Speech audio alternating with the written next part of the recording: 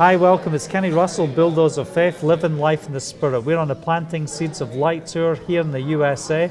We're in Tennessee in a place called Lebanon at the Lamb Fellowship, and I'm with Cindy. Cindy, welcome. How are you? I'm doing great. How are you? Very good, thank you. And thanks for coming just to share a little of your testimony and what Yeshua is doing in your life. I want to ask you a question. How long have you been walking in the Hebraic roots of the faith? Well, we tried getting into it about 20 years ago. Okay. I'm married to a Jewish man, and we were looking into it. I was more aggressive about it than he was because he had already been through a bunch of Messianic congregations and was really put off by a couple of things that had happened there. And God put this little carrot in front of us, and he said, I want you to go to Kentucky and be with your brother. And I didn't want to leave California. And so the next thing you know, we're living in Kentucky. We're living next door to these people, and they're interested in Hebrew roots, and we're interested in Hebrew roots. And they found this conference to go to, and then we're like, I don't know. We've been to Messianic things, and there was just something that, and then they called us the next morning and said, you're going to go to this conference. And we said, no, I'm not going to go. And they go, yeah, you're going to go. We're going back, and you're going with us. And so I asked my husband, I said, hey, they want us to go with them. And he's like, okay. And I'm like, no. You meant to say, back me up here. So you go to this conference, and all what these, happened? It was like walking into the stream of the Spirit just falling down, and you know when you have that experience, and you could just feel the Lord there and His presence, and it's just so thick.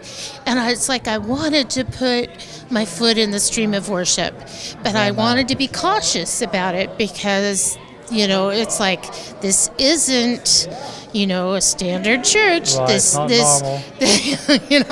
And it's like, it feels like the right stream, but, you're still cautious. And so by the end of the conference, we were up, we were worshiping, we had our hands up and praising God, and we had just so been thirsty for that, and that just quenched our spirit. So we decided that we were going to come to one of their congregations, and so we looked up where they were, and it just happened the guy who was leading the conference was only an hour and a half away from us. We used to live in Glasgow, Kentucky. Glasgow, I'm from Glasgow. Yeah, different Scotland, one. Yeah. There must have been some Glaswegians that came over here. I don't know, but my family's originally from Scotland. My maiden name's Mitchell. So anyway, which is a Hebrew name, by the way. Right. And anyway, so we drove the hour and a half to get to Lebanon, Tennessee, and it was so great. Wow. But we really didn't know much about the movement yet. And so we decided, well, maybe we'll drive once a month.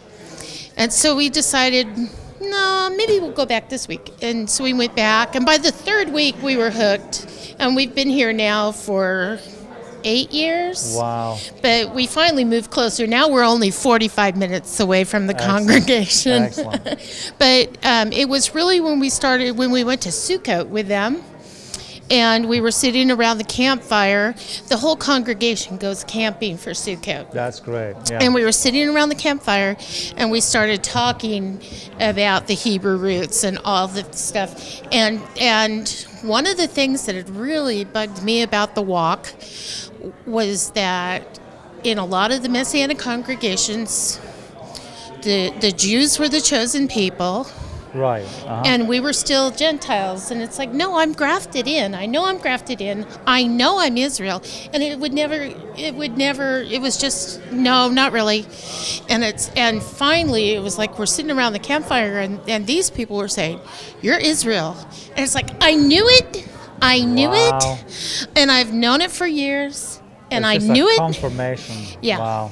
and it was such a blessing. And so it's like we started researching and listening to different teachers and trying to find all the angles of it to make sure we weren't getting into something that was wrong.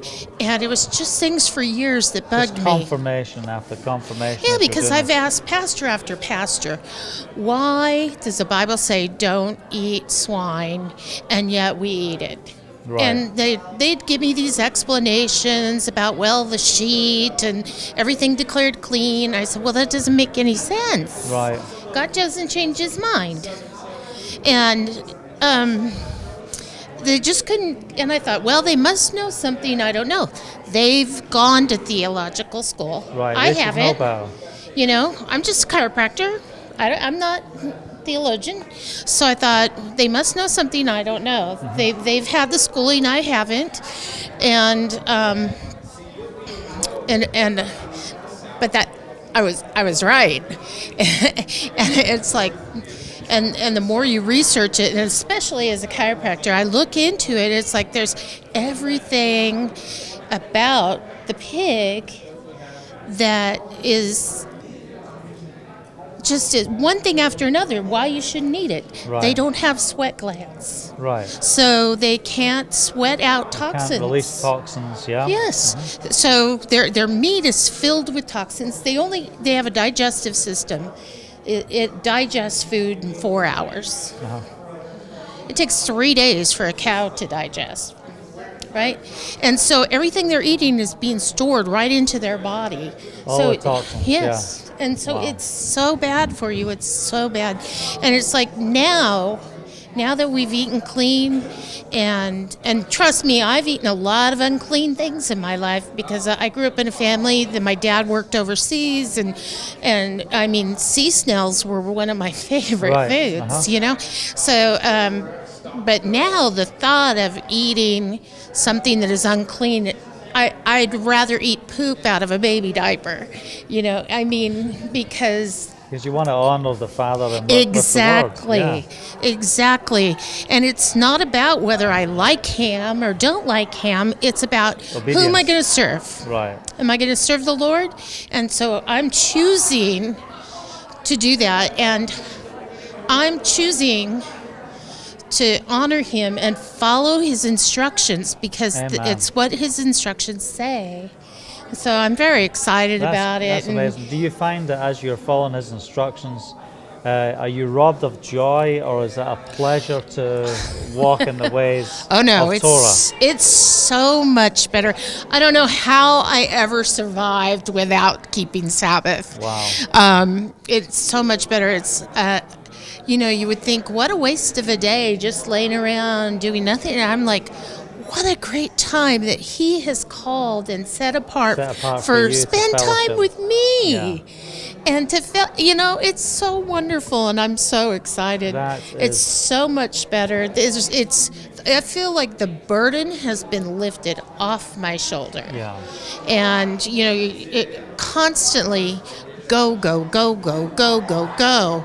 7 days a week, all the time. And now there's this time where I have... just come to Friday night and that's it. Boom. Rest. Get the pajamas on, and I can just sit and relax and worship and spend time with my family. Amen. And spend time with the Lord and refresh. Be refreshed. And it's just so good. I sleep better. I just feel better all over, and so it's joyous. It's really joyous. Well, thanks for sharing, and we just want to encourage you. Find the full joy of the Scripture. Yeshua, He is the Torah that became flesh.